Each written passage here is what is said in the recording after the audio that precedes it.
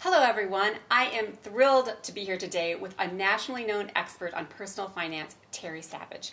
First of all, let me tell you a little bit about Terry. She is a regular blogger in the Huffington Post, and she's frequently on enormous television shows. She's on CBS, she's on Oprah.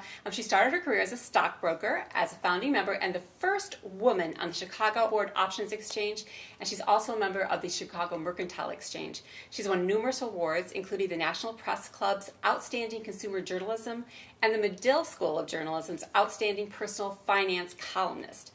She continues to be on the board of the Chicago Mercantile Exchange Group, and she was formerly on the board of McDonald's and Pennzoil Quaker State. She graduated Phi Beta Kappa from the University of Michigan. And her recent books include The Savage Truth on Money and The Savage Number. How much money do you really need to retire? So remember those savage words when you're looking for her books. But today in particular, we're here to talk about a new book called The New Love Deal, who she wrote in conjunction with a couple of authors. So welcome, Terry. We're happy to have you here. Good to be on your show. Talk a little bit, some of us as we get older and our parents get older, we worry about our parents finding the second love of their life and sort of how to protect, maybe not ourselves, just to protect our parents and protect everyone when they find that 20-year younger Well, it might not be someone 20 years younger. This is happening more and more frequently.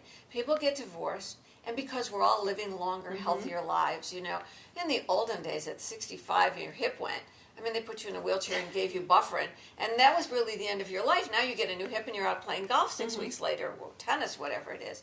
So we have lengthened what I will call middle age into a very, very nice time for people who are seniors, or I call them grown-ups, to share a life together.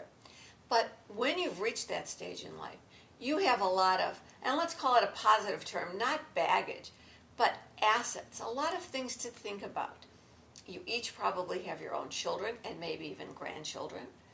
You want to come up with an arrangement that allows the two of you to live together and live very well.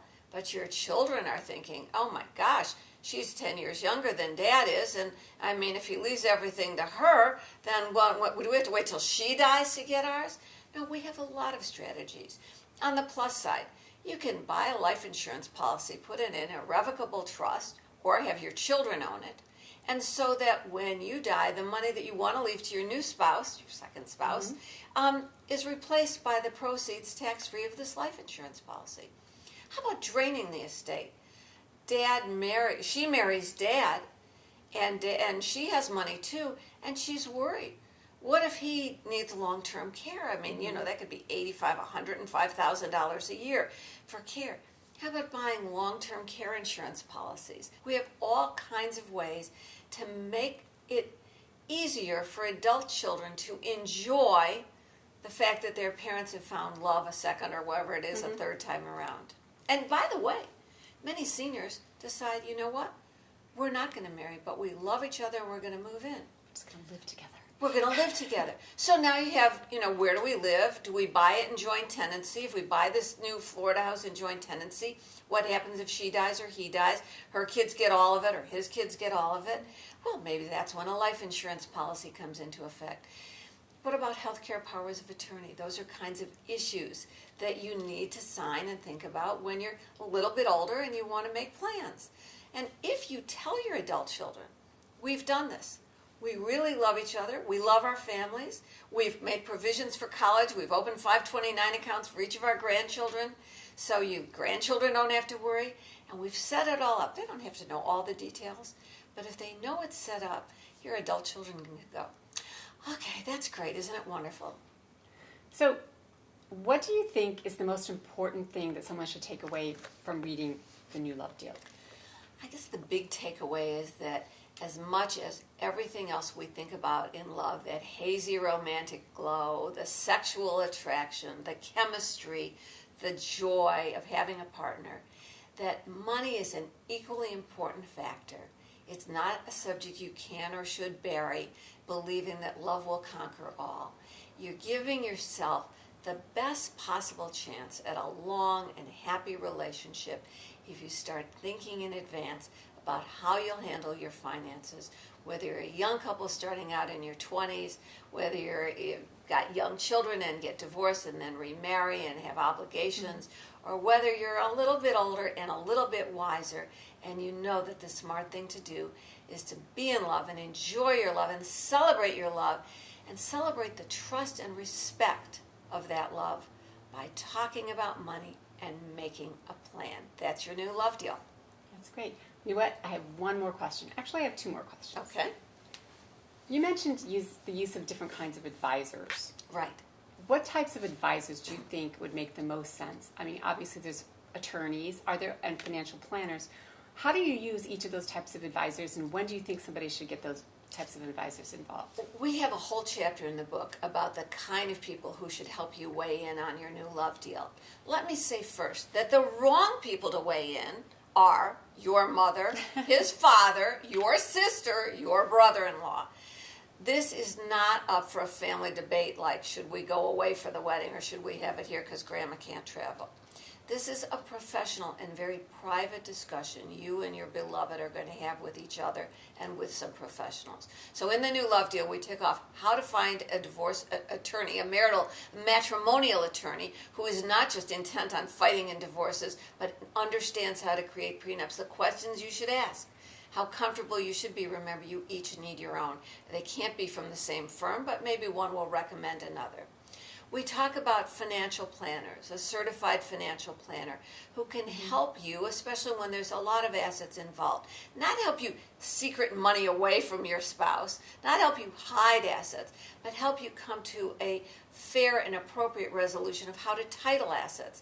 Maybe you create a revocable living trust, each of you, for assets you've had before and hold separately, and say in your prenup, assets inside a revocable living trust are kept separate, and a way to title assets for things you acquired during marriage.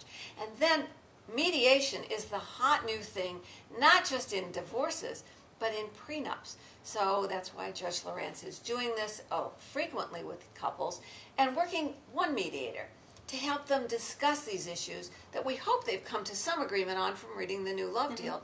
But when it gets complex, maybe it requires a mediator not to discuss just the dollars and cents and legal facts, but to discuss the emotions that are brought up so that you can not only get this done, but so that you can use this document as a foundation for a great relationship. Where does one go to find a mediator? Well, JAMS is the, I'm not sure the website, and I'll give it to you, but JAMS is the mediation service that is most credentialed. By the way, you know, it's like life insurance, or like financial planning. Anybody can hang out a sign and say, I'm a mediator. Yeah. But you want someone who has credentials. Michelle is judgemichelle.com. Yeah. With one E, judgemichelle.com. Okay. And that's her website, and she works through JAMS, which is the Professional Accredited Mediation Association. You definitely don't want to just go to, someone who's a psychologist but doesn't have experience in this kind of negotiation. Especially with the legal issues involved. Yes. Typically, a mediator for marital issues will have a legal background and should have a legal background. I mean, you both might want to get all kinds of counseling, whether it's your church or your rabbi discussing all these things. But it's not enough to gloss lightly over the things financial. In this day and age, with each of us having our own credit report, our own credit history, with obligations from previous relationships, from businesses, and from family and parents, you know, that you might marry someone who comes from a wealthy family. All of you out there are going to be successful. And so this is the group that are raising children. I will tell you a story. When my son was about 14 or 15, I said to him two things. You may laugh at this, and you may not include this. But I said two things. And now I've said it to my godson, who just graduated from college, and he said, yeah, I know the rules. I said, first of all, you're a guy.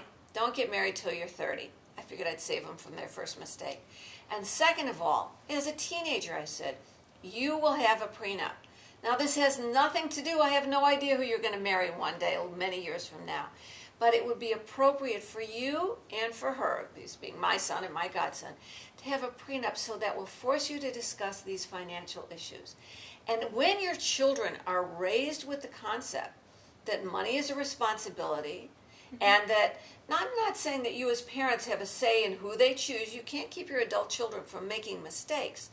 But you want to impress upon them the responsibility, especially if you work for the money.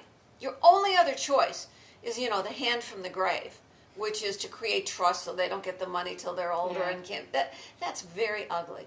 So if you can raise responsible children who understand the importance of money and how hard it was to make it and how hard they should be working for it, then you can include in that lesson the lesson of the fact that the person you choose to marry is going to be one of the most important decisions you make in your life.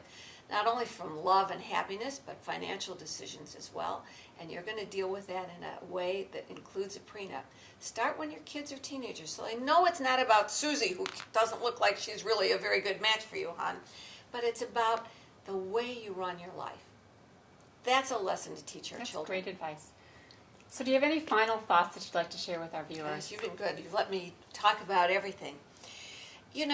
I've spent my entire life talking about money and the markets and educating people about personal finances. And one of the critical things to being successful with money is self-discipline. I always say self-discipline is the essence of all decision making. You may know the facts. You may not want to appreciate that the market is overvalued at this point, or that interest rates should do this, or that inflation might be coming. You may know this intellectually. But if you don't have the self-discipline to act on your knowledge, to create a plan and stick to the plan, then all the knowledge in the world is useless. And when you're in a relationship and love blinds everything else, the most important thing I can say is to acknowledge the facts, recognize the flaws. I'm not saying you can't overcome them, but make a plan and have the self-discipline to both recognize these issues and to deal with them.